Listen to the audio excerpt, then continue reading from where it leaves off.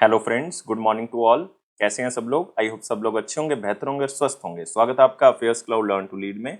तो जैसे कि आपको पता है कि अगस्त महीने के टॉपिक वाइज करंट अफेयर चल रहे हैं और आज का जो टॉपिक ऑफ डिस्कशन है वो है साइंस एंड टेक्नोलॉजी, जो कि बहुत ही इंपॉर्टेंट है क्योंकि आजकल सब एग्जाम्स के अंदर साइंस एंड टेक्नोलॉजी के ऊपर बहुत ज्यादा फोकस किया जाता है। तो इसलिए हर क्वेश्चन को ध्यान से समझना है, ध्यान से उसको नोट करना है अगर आप कहीं पे नोट कर रहे हो, या अपने दिमाग में उसको स्टोर करके रखना है। तो वीडियो को लास्ट तक जरूर देखना है ताकि हर तरह का क्वेश्चन आप तक पहुंच सके। लेकिन सबसे पहले आप हमारी एप्लीकेशन को डाउनलोड कर लें, करियर्स क्लाउड को अपने गूगल प्ले स्टोर के ऊपर जाएं और इसको डाउनलोड करें। उसके बाद अपनी ईमेल आईडी के थ्रू लॉगिन कर लें और लॉगिन करने के बाद क्रैक करंट अफेयर्स के ऊपर क्लिक करना है। आप 1 साल या 2 साल की सब्सक्रिप्शन जो है वो बाय कर सकते हैं। दोनों का ही प्राइस बहुत कम है। एक बार मेरे कहने से प्राइस जरूर चेक करें, आप खुद हैरान हो जाएंगे कि इतने कम प्राइस पे हम आपको बहुत सी चीजें प्रोवाइड कर रहे हैं। तो क्या क्या आपको मिलेगा? आपको मिलेंगे daily current affair. Daily current affair में दोस्तों 3 सेक्शंस होंगे। एक में डिटेल करंट अफेयर होंगे, एक में question and answer format current affairs होंगे जो कि आपको ई बुक की मदद से मिलेंगे, और एक होगा क्विज जो कि आप हमारी एप्लीकेशन के ऊपर डेली अटेम्प्ट कर सकते हो। ऐसे ही वीकली सेक्शन तैयार किया गया जिसमें आपको 2 पीडीएफ्स मिलेंगी, जिसमें एक डिटेल करंट अफेयर की होगी, एक क्वेश्चन एंड आंसर फॉर्मेट होगा, लेकिन एक क्विज होगा जो कि हर हफ्ते आप हमारी एप्लीकेशन के ऊपर अटेम्प्ट कर सकते हो। नेक्स्ट होगा मंथली सेक्शन। इसमें 4 तरह की पीडीएफ्स मिलेंगी जो कि अलग अलग तरह से आप यूटिलाइज कर सकते हो। जैसे कि स्टडी पीडीएफ है, ये डिटेल करंट अफेयर है जिसमें आपको थ्योरेटिकल करंट अफेयर मिल जाएगा। एक क्वेश्चन एंड आंसर फॉर्मेट में जितने भी करंट अफेयर डिटेल में मिलेंगे वो क्वेश्चन एंड आंसर फॉर्मेट में इसमें मिल जाएंगे, तो प्रैक्टिस यहां से कर सकते हो। बेस्ट 100 करंट अफेयर्स भी आपको दिए जाएंगे जो कि उस महीने के बेस्ट करंट अफेयर्स होंगे। उसमें 100 करंट अफेयर जो है वो क्वेश्चन एंड आंसर फॉर्मेट में आपको दिए जाएंगे। एक पॉकेट पीडीएफ होगी, मतलब जल्दी जल्दी में करंट अफेयर्स को रिवाइज करने के लिए 2 लाइन में 3 लाइन में, तो आप इसका यूज कर सकते हैं। इसी के साथ हम आपको दे रहे हैं टॉपिक वाइज करंट अफेयर। हम 20 बहुत ही इंपॉर्टेंट टॉपिक्स की अलग अलग पीडीएफ आपको प्रोवाइड करेंगे। अगर आप पर्टिकुलर किसी एग्जाम के लिए कुछ टॉपिक्स को रिवाइज करना चाहते हैं, जैसे कि आप इंपॉर्टेंट अपॉइंटमेंट्स को रिवाइज करना चाहते हैं, अवार्ड्स को रिवाइज करना चाहते हैं, तो इस पीडीएफ के थ्रू आप कर सकते हैं। अगर आप बैंकिंग स्टूडेंट है, बैंकिंग एग्जाम की तैयारी कर रहे हैं, तो हम आपको 3 अलग चीजें प्रोवाइड करेंगे जिसमें बैंकिंग एंड इकोनॉमी से रिलेटेड डिटेल करंट अफेयर, उसी से related question and answer format current affair आपको पीडीएफ में मिल जाएगा, और बैंकिंग एंड इकोनॉमी का क्विज भी आप अटेम्प्ट कर सकते हो। हर महीने अटेम्प्ट कर सकते हो हमारी एप्लीकेशन के ऊपर। और अगर जितना भी करंट अफेयर अभी तक हो चुका है, जैसे मान लो आपका एग्जाम जो है वो 30 मई को है, तो 29 मई तक जितना भी करंट अफेयर हो चुका है वो सारा का सारा एक ही पीडीएफ से रिवाइज करने के लिए उसी साल का आप एग्जाम पीडीएफ का यूज कर सकते हैं। आपको डिटेल में बजट और इकोनॉमिक सर्वे दिया जाएगा। इसमें आपको 2 चीजें मिलेंगी, एक तो डिटेल, एक क्वेश्चन एंड आंसर फॉर्मेट में भी हम आपको बताएंगे कि कौन कौन से क्वेश्चन बजट और इकोनॉमिक सर्वे से बनाए जा सकते हैं। और अगर आप किसी भी स्टेट एग्जाम की तैयारी कर रहे हैं तो हम आपको हर स्टेट का, हर यूनियन टेरिटरी का करंट अफेयर भी अलग से प्रोवाइड करते हैं। तो ये सारी चीजें दोस्तों अलग अलग नहीं, सिर्फ एक ही सब्सक्रिप्शन में आपको मिलेंगी। सिर्फ आप हमारी एप्लीकेशन को डाउनलोड करें, क्रैक करंट अफेयर्स के ऊपर क्लिक करके उसको सब्सक्राइब करें। उसके बाद जो है वो आप 10% एक्स्ट्रा डिस्काउंट भी ले सकते हो। वो मिलेगा आपको अगर आप इस कोड का यूज करोगे ASH10 का। लेकिन किसी भी तरह की क्वेरी है तो इस ईमेल आईडी पे हमें मेल कर सकते हैं, इस नंबर पे हमें कांटेक्ट भी कर सकते हैं। तो स्टार्ट करते हैं अगस्त महीने के टॉपिक वाइज करंट अफेयर, और आज का टॉपिक ऑफ डिस्कशन है साइंस एंड टेक्नोलॉजी, जो कि हर एग्जाम के लिए बहुत इंपॉर्टेंट है। तो इसमें पहला क्वेश्चन है, विच कंपनी और organisation delivered indigenously developed, India में तैयार हुआ एक कॉम्बैट व्हीकल जिसका नाम क्या है, quick reaction fighting vehicle medium, जो कि इंडियन आर्मी को सौंपा है ताकि बॉर्डर के आसपास सुरक्षा जो है वो अच्छी की जा सके। और ये कंपनी हमारे पास टाटा एडवांस सिस्टम। तो याद रखना है, बहुत ही इंपॉर्टेंट है कि टाटा एडवांस सिस्टम जो कि टाटा ग्रुप का ही एक पार्ट है, या टाटा ग्रुप का एक एरोस्पेस और डिफेंस आर्म है, जिसने इंडिजीनियसली इंडिया में ही तैयार किया हुआ एक quick reaction fighting vehicle medium जो है वो तैयार किया है, जो कि बॉर्डर के आसपास तैनात किया जाएगा ताकि बॉर्डर के आसपास सुरक्षा जो है वो कड़ी की जा सके। तो टाटास जो है वो ऐसी पहली प्राइवेट सेक्टर कंपनी है जिसने एक व्हील्ड, जिसमें मतलब आप कह सकते हो कि टायर लगे हुए हैं, और ऐसा पहला आर्मर्ड व्हीकल जो है वो तैयार किया है जो कि इंडियन आर्म्ड फोर्सेस के लिए बनाया जाएगा। ऐसी पहली private company Tata advance system ही है। और आप कह सकते हो कि इससे आर्मी का जो फ्यूचर कन्फ्लिक्ट्स हैं या वॉर्स के दौरान इसको यूज किया जा सकता है। ये 14 किलो से लेके 21 किलो तक का एक्सप्लोसिव जो है वो कैरी कर सकता है, और इसमें 14 से ज्यादा लोग जो हैं वो इकट्ठे बैठ के जा सकते हैं। कमांडर और ड्राइवर्स को इधर उधर भेजा जा सकता है। तो आप देख सकते हैं इस तरह के व्हीकल से हम बॉर्डर की सुरक्षा जो है बढ़ा सकते हैं। और ये किसने तैयार किया है? ये तैयार किया टाटा एडवांस सिस्टम लिमिटेड ने। To which planet did NASA launch 2 more mini helicopters? 2 और मिनी हेलीकॉप्टर जो हैं वो उस प्लैनेट पे भेजे गए हैं। ताकि जो मार्टियन रॉक्स हैं या सॉइल सैंपल्स हैं वो और लेके आ सकें अर्थ के ऊपर, ताकि उसका सर्वे किया जा सके, उसकी टेस्टिंग की जा सके और हम कई तरह की चीज़ों के ऊपर जिसके ऊपर पर्दा है उसको हटा सकें। और ये काम किया है नासा की तरफ से, national aeronautics and space administration की तरफ से, और 2 और नए हेलीकॉप्टर या मिनी हेलीकॉप्टर्स भेजे गए हैं मार्स की तरफ। तो आंसर क्या होगा इसका? 4 होगा, ताकि मार्टिन रॉक्स को रिकवर किया जा सके और सैंपल सर्वे जो हैं वो सॉइल के उसको टेस्ट किया जा सके। क्योंकि आपको पता है कि नासा ने जो अनाउंस किया था कि 29 जुलाई 2022 को कि नासा का जो परसेवरेंस रोवर है वो डबल ड्यूटी काम करेगा। लाइक आप कह सकते हो कि उसमें आप ये रॉक्स और सॉइल्स जो हैं वो लेके आएंगे वो, और उसकी टेस्टिंग भी होगी, लेकिन ये मिनी हेलीकॉप्टर जो है वो साथ में भेजे गए हैं। और ये न्यू वर्जन जो चॉपर्स हैं इसमें व्हील्स भी हैं, इसमें कुछ इस तरह की रोबोटिक आर्म्स हैं जिससे वो मटेरियल को क्या कर लेंगे, कैप्चर कर लेंगे। तो याद रखना है, बहुत ही इंपॉर्टेंट है। और हेलीकॉप्टर को स्पेशली डिज़ाइन किया गया है क्योंकि नासा का एक छोटा सा आप कह सकते हो कि एक हेलीकॉप्टर टाइप ड्रोन है जिसको नाम दिया गया इंजेन्युटी।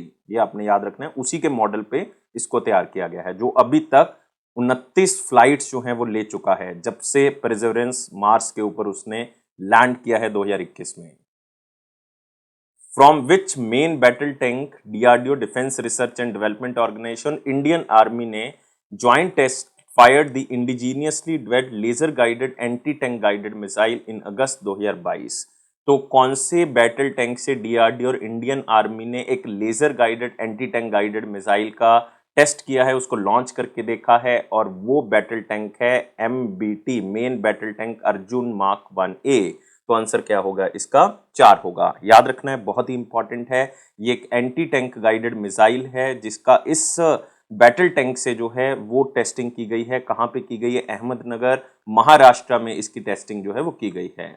और ये जो हमारे पास एंटी टैंक गाइडेड मिसाइल है ये एक हाई एक्सप्लोसिव एंटी टैंक होगा। मतलब हाई एक्सप्लोसिव एंटी टैंक का मतलब हीट से बेसिस पे होगा, और ये इतना अच्छा है कि जिससे हम किसी भी टैंक को, लाइक हम वहां पे कोई आप कह सकते हो कि इंडियन बॉर्डर पे तैनात है, तो उसको हम किसी भी मिसाइल को रोक सकते हैं। तो बहुत ही अच्छा एक सिस्टम है, एंटी टैंक गाइडेड मिसाइल है, मतलब टैंक को बचाने के लिए जो है वो इसको बेसिकली यूज किया जाएगा।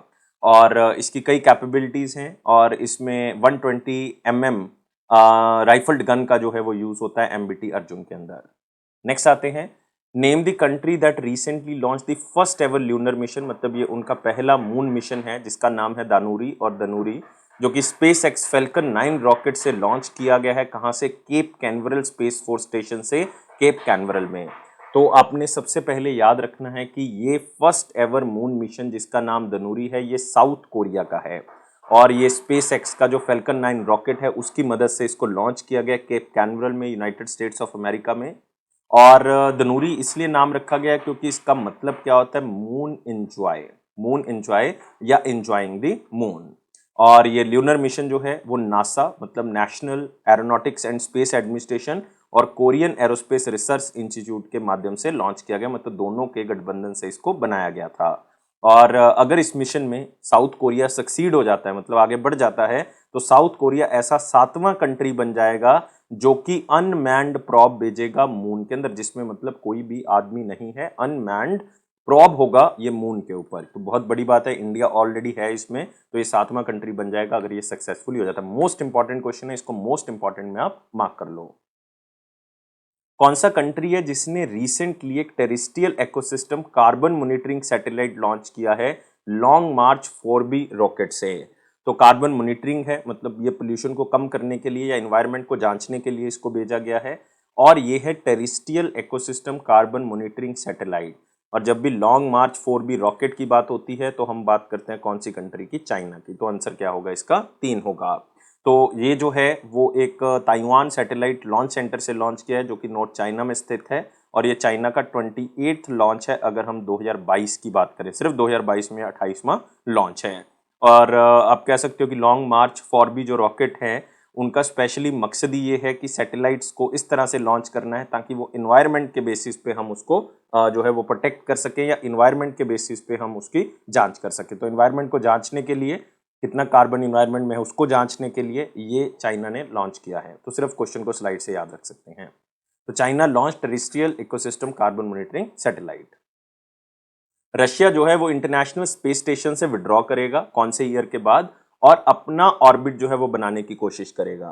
तो मतलब अपना एक इंटरनेशनल स्टेशन जो है वो बनाने की कोशिश करेगा, और 2024 के बाद रशिया जो है वो क्विट कर जाएगा इंटरनेशनल स्पेस स्टेशन से, क्योंकि टेंशन्स बढ़ चुकी हैं मॉस्को और वेस्ट कंट्रीज के बीच में, क्योंकि रशिया ने यूक्रेन के ऊपर अटैक कर दिया था। और नासा और जो भी इंटरनेशनल पार्टनर्स हैं वो इस स्पेस स्टेशन को 2030 तक रखेंगे। 2030 तक शायद कोई और डेवलप किया जाए, लेकिन चाइना अपना एक डेवलप कर रहा है, शायद अगले साल तक वो स्टार्ट भी हो जाए। लेकिन जो रशिया है वो यहाँ से क्विट कर रहा है। और ये स्पेस स्टेशन जो ज्वाइंटली रन किया जा रहा था रशिया की तरफ से, United states of America, Europe, Japan और कनाडा की तरफ से। और आप कह सकते हो कि फर्स्ट पीस जो है वो ऑर्बिट के ऊपर रखा गया था 1998 में, और कॉन्टिन्यूसली उसके बाद 22 साल हो गए, कभी भी ये खाली नहीं है। मतलब ये इंटरनेशनल स्पेस स्टेशन जो है वो कोई ना कोई वहां पे रुकता ही है। 22 साल हो चुके हैं। इसरो ने first 34 metre tall small satellite launch vehicle जो है उसको लॉन्च किया है। उसका मेन मकसद है कि अर्थ ऑब्जर्वेशन सैटेलाइट पे सैटेलाइट्स को भेजा जा सके, और साथ में स्टूडेंट सैटेलाइट जो आजादी सैटेलाइट है उसको भेजा जा सके। तो दोनों ही चीजें बहुत इंपॉर्टेंट है, ये लाइन आपके लिए बहुत इंपॉर्टेंट है। लेकिन जो ये हमारे पास स्मॉल सैटेलाइट लॉन्च व्हीकल का पहला मिशन था ये फेल हो गया, क्योंकि इसको एक सर्कुलर ऑर्बिट पे भेजना था, लेकिन इसको एलिप्टिकल ऑर्बिट पे जो है वो प्लेस कर दिया। तो ये थोड़ा सा जो है वो मिशन गड़बड़ा गया। अदरवाइज अब हम इसको दोबारा लॉन्च करेंगे और इसका नाम होगा SSLV-2 होगा, क्योंकि ये दूसरा मिशन होगा। लेकिन इसको 356 किलोमीटर सर्कुलर ऑर्बिट पे प्लेस करना था, पहुंचना था, नहीं पहुंच पाया। तो 356.76 किलोमीटर इलिप्टिकल ऑर्बिट पे पहुंच पाया। तो इसको सिर्फ इतना कि याद रखें, ये क्वेश्चन का आंसर जो है वो सेकंड है, और ये पहला मिशन था जो कि स्मॉल सैटेलाइट लॉन्च व्हीकल से लॉन्च किया गया था, जो कि अर्थ ऑब्जर्वेशन सैटेलाइट या EOS-2 मिशन के नाम से जाना जाता है। तो ये जो स्मॉल सैटेलाइट लॉन्च व्हीकल होता है इसका मेन मकसद यही होता है कि जो लो अर्थ ऑर्बिट पे 500 किलो तक के सैटेलाइट्स हैं उनको अगर लॉन्च करना है तो स्मॉल सैटेलाइट लॉन्च व्हीकल से लॉन्च किया जा सकता है। इसलिए इसका नाम जो है वो SSLV-D1 या EOS-02 रखा गया था। लेकिन मकसद सक्सेसफुल नहीं हुआ, दोबारा से फिर लॉन्च करेंगे इसको, और ये जरूर जो है वो हम कामयाब होंगे इसमें, और स्मॉल सैटेलाइट लॉन्च व्हीकल को और आगे बढ़ाया जाएगा। Which of the following organization recently launched National Carbon Finance Platform for 1 million smallholder farmers? तो पहले तो अपने याद रखना है नेशनल कार्बन फाइनेंस प्लेटफॉर्म, मतलब कार्बन एमिशन को कम करना है। खास करके जो किसान हैं उनको कहा गया है कि क्लाइमेट की आपने जो है वो सुरक्षा रखनी है, आपने स्टबल बर्निंग नहीं करनी, आपने जो है वो पराली को नहीं जलाना, जिसके लिए अलग अलग तरह के और भी इन्वायरमेंट को जो नुकसान होता है उसके ऊपर फोकस करें, नेचुरल फार्मिंग के ऊपर फोकस करें, एग्रो फॉरेस्ट्री के ऊपर फोकस करें। इसके लिए 1 मिलियन स्मॉल होल्डर फार्मर्स के लिए ये नेशनल कार्बन फाइनेंस प्लेटफॉर्म बनाया गया। ये 2 ऑर्गेनाइजेशंस की तरफ से बनाया गया है, एक तो इंटेलीकैप और एक हमारे पास है ट्रांसफॉर्म रूरल इंडिया फाउंडेशन। तो आंसर यहाँ पे क्या होगा, बोथ 2 और 3। तो एक नेशनल कार्बन फाइनेंस प्लेटफॉर्म बनाया गया इंटेलीकैप की तरफ से और ट्रिफ की तरफ से, मतलब ट्रांसफॉर्म रूरल इंडिया फाउंडेशन की तरफ से, ताकि जो छोटे किसान हैं वो क्लाइमेट को बचा के रख सकें, वो सस्टेनेबल एग्रीकल्चर कर सकें, स्मार्ट एग्रीकल्चर कर सकें, क्लाइमेट रेजिलिएंट एग्रीकल्चर कर सकें, क्लाइमेट को नुकसान पहुंचाए बिना एग्रीकल्चर कर सकें। तो छोटे किसान जो है वो कार्बन को रोकने का काम करेंगे, और साथ ही साथ आप कह सकते हो कि इन्वायरमेंट को साफ रखने का काम करेंगे। और ये दोनों ऑर्गेनाइजेशन बहुत ही इंपॉर्टेंट है, क्योंकि इंटेलीकैप जो है वो एडवाइजरी फर्म है, जिसका मेन मकसद यही है कि एशिया और अफ्रीका के अंदर जो है वो हम किसी तरह से जो अंडर सर्व्ड सेगमेंट है उस तक पहुंच सकें और उनको अलग अलग तरह की सुविधाएं प्रदान कर सकें। और ट्रिफ जो है वो ट्रांसफॉर्म रूरल इंडिया फाउंडेशन जो है वो एक सिविल सोसाइटी की तरफ से चलाई जाती है। इसका भी मेन मकसद यही है कि रूरल इंडिया को विकसित किया जा सके। नेक्स्ट आते हैं, कौन सी country, which countries high resolution remote sensing satellite Khayyam was recently launched by Russia through the Soyuz 2.1 rocket from Kazakhstan। इसमें 3 चीजें हैं क्वेश्चन में। जो रिमोट सेंसिंग सैटेलाइट है वो किसी और कंट्री का है, और ये लॉन्च किसी और कंट्री ने किया है, और ये कहां से किया गया वो भी कंट्री कोई और है। तो यहां से क्लियर है कि लॉन्च तो रशिया ने किया है अपना सोयोज 2.1B रॉकेट से, लॉन्च किया गया कजाकिस्तान से। लेकिन ये जो सैटेलाइट है खयाम, ये दोस्तों कौन सी कंट्री का है, ये है ईरान का। तो आंसर होगा इसका 4। तो याद रखना है high resolution remote sensing Khayyam satellite है और रशिया की तरफ से कंट्रोल्ड एरिया जो कजाकिस्तान का है वहां से इसको लॉन्च किया गया है। और खयाम नाम इसलिए रखा गया है क्योंकि एक बहुत ही फेमस पर्शियन साइंटिस्ट थे जिनका नाम था ओमार खयाम, जो कि 11th और 12th सेंचुरी के बीच में रहते थे। और इरानियन सैटेलाइट जो है वो हाई रेजोल्यूशन कैमरा के साथ फिट किया गया है ताकि इन्वायरमेंटल मॉनिटरिंग हो सके, एक अच्छी जो इमेजेस हैं वो हमें वहां से भेजेगा, जिसके बाद जो है वो हम इन्वायरमेंट के ऊपर निगरानी रख सकते हैं, नॉन मिलिट्री ऑपरेशंस के ऊपर निगरानी रख सकते हैं और पूरा कंट्रोल जो है वो हम किसी ना किसी तरह से रख सकते हैं। तो Russia successfully launched Iranian satellite, नाम जरूर याद रखना है Khayyam. ISRO Indian Space Research Organisation ने एक लो एल्टीट्यूड एस्केप मोटर जो है वो लॉन्च की है of the crew escape system. किस मिशन का ये क्रू एस्केप सिस्टम है जिसमें लो एल्टीट्यूड एस्केप मोटर को लॉन्च किया गया है? सिंपल क्वेश्चन है, इसको स्लाइड से ही याद रखें, इतना ज्यादा इंपॉर्टेंट नहीं है, लेकिन ये गगनयान मिशन की यहाँ पे बात हो रही है। तो आंसर क्या होगा? 3 होगा। तो इसरो सक्सेसफुली जो है वो एक टेस्ट फायरिंग करता है लो एल्टीट्यूड एस्केप मोटर की, जो कि क्रू एस्केप सिस्टम के साथ जुड़ी हुई है, जो कि गगनयान प्रोजेक्ट का हिस्सा है। श्रीहरिकोटा आंध्र प्रदेश से इसको लॉन्च किया गया। तो अगर ये मिशन जो है वो आप कह सकते हो इनिशियल फेज में ही अबॉर्ट हो जाता है, कई बार क्या होता है कि लॉन्चिंग के दौरान ही जो है वो हमें मिशन को अबॉर्ट करना पड़ता है क्योंकि लॉन्च सही नहीं हो पाता, तो उस टाइम पीरियड पे ये हमारे पास लो एल्टीट्यूड एस्केप मोटर जो है वो इतनी थ्रस्ट पैदा कर देगा क्रू एस्केप सिस्टम के अंदर, इतनी पावर पैदा कर देगा कि इसको अबॉर्ट करने की जरूरत नहीं पड़ेगी और जितना भी क्रू मॉड्यूल होगा उसको ऊपर लेके चली जाएगी। तो ये बहुत ही एक अच्छा है कि जो इनिशियल स्टेज में अबॉर्शन होती है या इनिशियल स्टेज में हम मिशन को अबॉर्ट कर देते हैं वो नहीं होगा इसके कारण। तो बहुत ही इंपॉर्टेंट है, गगनयान मिशन का लो एल्टीट्यूड एस्केप मोटर का टेस्ट जो है वो किया गया। कौन सी कंट्री ने रिसेंटली 16 नए सैटेलाइट्स को लॉन्च किया है into the space for commercial remote sensing at atmospheric imaging? तो सिंपल क्वेश्चन है, फिर से स्लाइड से याद रखने वाला क्वेश्चन है कि चाइना ने 16 सैटेलाइट्स को जो है बेसिकली लॉन्च किया है और ये इन्होंने अपने ताइवान सैटेलाइट लॉन्च सेंटर से लॉन्च किया है जो कि नॉर्थ चाइना में स्थित है, ताकि एटमॉस्फेयर की इमेज आ सके हमारे पास, ताकि हम कई तरह के एनवायरनमेंट के प्रति जो कार्य चाइना के चल रहे हैं उसको हम सक्सेसफुल बना सकें और कई तरह की इमेजेस से हम अपने पूरे एरिया की निगरानी भी रख सकते हैं। तो है तो ये एटमॉस्फेरिक इमेजिंग, लेकिन चाइना जो है वो साथ ही साथ जो है वो अपने एरिया को और स्ट्रॉन्ग करने के लिए भी इन सैटेलाइट्स का यूज करता है। और ये लॉन्ग मार्च सीरीज से लॉन्च किया गया, मतलब लॉन्ग मार्च का जो उनका रॉकेट है उससे इसको लॉन्च किया गया और ये 432nd मिशन है लॉन्ग मार्च से जो लॉन्च किया गया है। Rajiv Gandhi cancer institute research centre जो है gets its first ever made in India surgical robotic system named as SSI Mantra. और ये जो Rajiv Gandhi cancer institute and research centre है ये कहाँ पे स्थित है? ये दोस्तों स्थित है नई दिल्ली के अंदर। तो आंसर इसका क्या होगा? 4 होगा।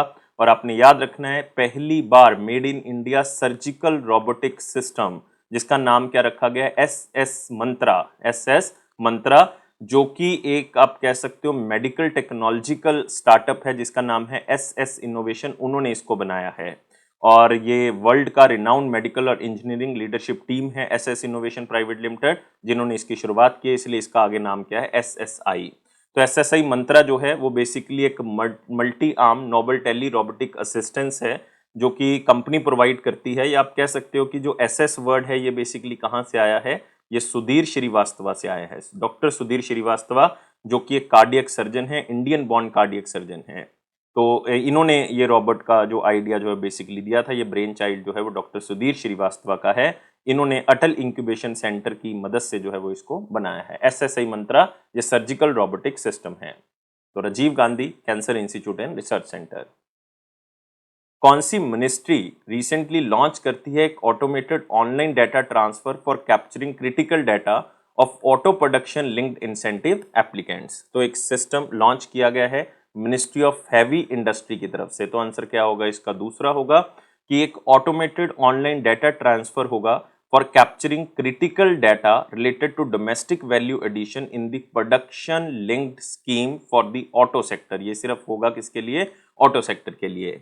मतलब ये नए सिस्टम के अंदर जो है जितने भी PLI एप्लीकेंट्स होंगे, ऑटो प्रोडक्शन लिंक्ड इंसेंटिव्स जो होंगे या इन जो भी इस स्कीम के साथ जुड़े हुए होंगे, उनका डाटा कैप्चर करेगा सिस्टम के अंदर और PLI ऑटो पोर्टल के अंदर डाल देगा। तो आप कह सकते हो जितने भी PLI एप्लीकेंट्स हैं उसमें से कई एप्लीकेंट जो है वो किसी और सेक्टर से होंगे, कई और सेक्टर से होंगे, कोई ऑटो सेक्टर से भी होगा। तो ऑटो सेक्टर वाले निकाल के जो है वो ऑटो पीएलआई में डाल देगा। तो जितने भी पीएलआई स्कीम के अंदर अप्रूव्ड एप्लीकेंट्स होंगे, जो कि आप कह सकते हो उनका अपना इंफॉर्मेशन टेक्नोलॉजी बेस्ड सिस्टम होगा, तो उनको अलग करने का जो काम है ये मिनिस्ट्री ऑफ हैवी इंडस्ट्री की तरफ से ये ऑनलाइन टूल लॉन्च किया गया है। तो याद रखना है, automated online data transfer launch for capturing critical data of the auto PLI investors. India first saline water lantern, तो आप कह सकते हो कि एक लालटेन बेसिकली लॉन्च की गई है। सेलीन वाटर लैंट्रेन है, पानी में इसको यूज कर सकते हैं, समुद्र में यूज कर सकते हैं, और जिसको रिसेंटली लॉन्च किया जितेंद्र सिंह, जो कि minister of state of earth sciences हैं। और इस लैंट्रेन का जो नाम है वो है हमारे पास रोशनी। नाम से पता लग रहा है आंसर क्या होगा, 4 होगा। Doctor Jitendra Singh, minister of state of earth sciences, इन्होंने रोशनी नाम की एक लैंट्रेन लॉन्च की है, जो कि फर्स्ट सेलाइन वाटर लैंट्रेन है, जो कि समुद्र के पानी को यूज करती है as an electrolyte between specially designed electrode, क्योंकि जो इलेक्ट्रोड्स होंगे वो आगे पावर देंगे किसको, एलईडी को, मतलब लाइट एमिटिंग डायोड लैंप्स को। तो रोशनी सेलाइन लैंट्रेन जो है वो ईज ऑफ लिविंग के लिए बहुत ही इंपॉर्टेंट है, खास करके पुअर और नीडी लोगों के लिए, और खास करके फिशिंग कम्युनिटी के लिए, क्योंकि इंडिया की 7516.6 किलोमीटर की कोस्ट लाइन है, जिसमें 9 कोस्टल स्टेट्स आती हैं, 1382 आइलैंड्स आते हैं। तो बहुत ज़रूरी है उनके लिए, ये जो है वो एक वरदान साबित हो सकती है, क्योंकि इसकी मदद से वो आगे अपना काम जो है वो कंटिन्यू कर सकते हैं। तो आप यहाँ पे देख सकते हैं डॉक्टर जितेंद्र सिंह, जिन्होंने इस लैंट्रेन को लॉन्च किया। ये है वो दोस्तों लैंट्रेन। उस इंस्टीट्यूट का नाम बताना है जिसने रिसेंटली डेवलप किया इंडिया का first 3D printed artificial cornea along with the LV Prasad eye institute and the centre for cellular and molecular biology. तो इसमें कीवर्ड है इंडिया का first 3D printed artificial cornea, और ये जो विकास किया है ये आईआईटी हैदराबाद की तरफ से साथ में सहयोग देके किया गया है। तो इसमें 3 इंस्टीट्यूशंस इन्वॉल्व हैं, एक तो एलवी प्रसाद इंस्टीट्यूट हो गया हैदराबाद का, एक आईआईटी हैदराबाद हो गया, और एक centre for cellular and microbiology हो गया, जिन्होंने इस आर्टिफिशियल कॉर्निया की शुरुआत की, इसको बनाया, एक 3D प्रिंटेड आर्टिफिशियल कॉर्निया बनाया गया, और इसको एक खरगोश की आंख में लगा के देखा गया, और ये बिल्कुल सही ट्रांसप्लांट हुआ है। तो आप देख सकते हो ये कॉर्निया जो है वो रैबिट की आई में जो है वो लगा के देखा गया है। तो इस तरह की डेवलपमेंट जो है वो बहुत ही रेवोल्यूशनरी डेवलपमेंट है, जिसमें हम आगे जाके और भी कई तरह के ऐसे टेक्नोलॉजी का विष्कार कर सकते हैं, और ऐसी तरह के हम लाइफ सेविंग चीजों को बना सकते हैं, जिससे जान जो है या जिससे किसी बंदे को नया जीवन दान जो है वो दिया जा सकता है। Name the platform that was launched by office of the principal scientific advisor, PSA की तरफ से लॉन्च किया गया, to empower all spheres of science and technology within India and it is powered by NSC IT. आपको याद रखने की जरूरत नहीं किसने इसको आगे बढ़ाया है या किसने इसको देखा है, लेकिन आपने सिर्फ इसमें एक बात याद रखनी है कि ये रिसर्च एंड डेवलपमेंट को इंडिया में आगे बढ़ाने के लिए लॉन्च किया गया, और इस प्लेटफॉर्म का नाम क्या है, मंथन प्लेटफॉर्म। तो आंसर क्या होगा, 3 होगा। तो office of the principal scientific advisor government of India की तरफ से इस मंथन प्लेटफॉर्म को लॉन्च किया गया है, ताकि इंडिया में साइंस एंड टेक्नोलॉजी को आगे बढ़ाया जा सके। और ये मंथन प्लेटफॉर्म का मेन मकसद यही है कि इंडस्ट्रीज के बीच में science and technology, research and development को आगे बढ़ाया जा सके, ताकि इंडिया के जो सस्टेनेबल डेवलपमेंट के गोल्स हैं, जो कि यूनाइटेड नेशन एसडीजी के साथ मिलते हैं, उसको हमने अचीव करना है 2030 तक।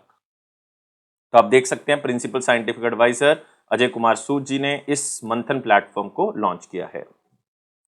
निदान, बहुत ही इंपॉर्टेंट प्लेटफॉर्म, इंडिया का पहला portal on arrested drug offenders recently became operational to enforce anti drug laws in India.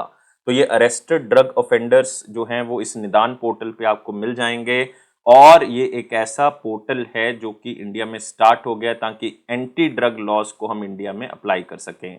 तो निदान में डी का मतलब जो है बेसिकली क्या है, लेकिन आपको पता होना चाहिए, एन का मतलब नेशनल है, आई का मतलब जो है वो इंटीग्रेटेड है, डी का मतलब है database on arrested narco offenders, तो ये इसका मतलब है। तो डी का मतलब यहाँ पे पूछा गया है डेटाबेस है, तो आप कह सकते हो कि ये सेंट्रल गवर्नमेंट भी यूज कर सकती है, स्टेट प्रोसिक्यूशन एजेंसीज भी यूज कर सकती हैं, ताकि एंटी ड्रग लॉज को इंडिया में स्टार्ट किया जा सके। तो ये नारकोटिक्स कंट्रोल या नारकोटिक्स कोऑर्डिनेशन मैकेनिज्म पोर्टल के थ्रू इसको बनाया गया है, या union home minister Amit Shah ji ने इसको चंडीगढ़ में बेसिकली ड्रग ट्रैफिकिंग और नेशनल सिक्योरिटी का एक प्रोग्राम रखा गया था, वहां पे इसको लॉन्च किया गया था। और इसको नेशनल नारकोटिक्स कंट्रोल ब्यूरो की तरफ से लॉन्च किया गया, एनसीबी की तरफ से इसको पूरा तैयार किया गया है। तो इसमें पूरा का पूरा क्रिमिनल जस्टिस सिस्टम का जो डाटा होगा वो रखा जाएगा, प्रिजन बेस्ड डाटा होगा, रिपोजिटरी होगी, क्लाउड बेस्ड एप्लीकेशन है, तो इसमें सारा डाटा जो है वो स्टोर रहेगा। तो आप देख सकते हो इंडिया का first portal on arrested narco offenders, जिसका नाम है निदान पोर्टल। कौन सी कंट्री रिसेंटली डेवलप करती है वर्ल्ड का पहला synthetic embryo without sperm outside the वॉर्म using stem cells cultured in a petri dish? तो बहुत ही इंपॉर्टेंट है, एक ऐसा जो है वो कोख बनाई गई है आप कह सकते हो जिसमें सिंथेटिक तरीके से बच्चे को बनाया जाएगा, सिंथेटिक एम्ब्रायो। तो इसमें कोई स्पर्म की जरूरत नहीं है, इसमें कोई आप कह सकते हो विसरा की जरूरत नहीं है, इसमें सिर्फ एक सिंथेटिक एम्ब्रायो जो है वो बनाया गया है जो कि कोख के बाहर होगा, बाहर इसको तैयार किया जाएगा। और ये कौन सी कंट्री ने बनाया है? इजराइल ने। तो आंसर क्या होगा इसका? सेकंड होगा। तो आप देख सकते हो कि अदरवाइज जो है वो जन्म या तो आपने देखा होगा कि इसको टेस्ट ट्यूब बेबी के थ्रू होता है, उसमें भी स्पर्म की जरूरत होती है, विसरा की जरूरत होती है, या फिर आप कह सकते हो कि कोख के अंदर तो जो नेचुरल प्रोसेस है उसके थ्रू जो है ये स्पर्म के थ्रू ही बच्चे को किया जा सकता है। लेकिन अब बिना स्पर्म के जो है बच्चे को किया जा सकता है, ये इजराइल ने फर्स्ट सिंथेटिक एम्ब्रायो जो है वो बनाया है।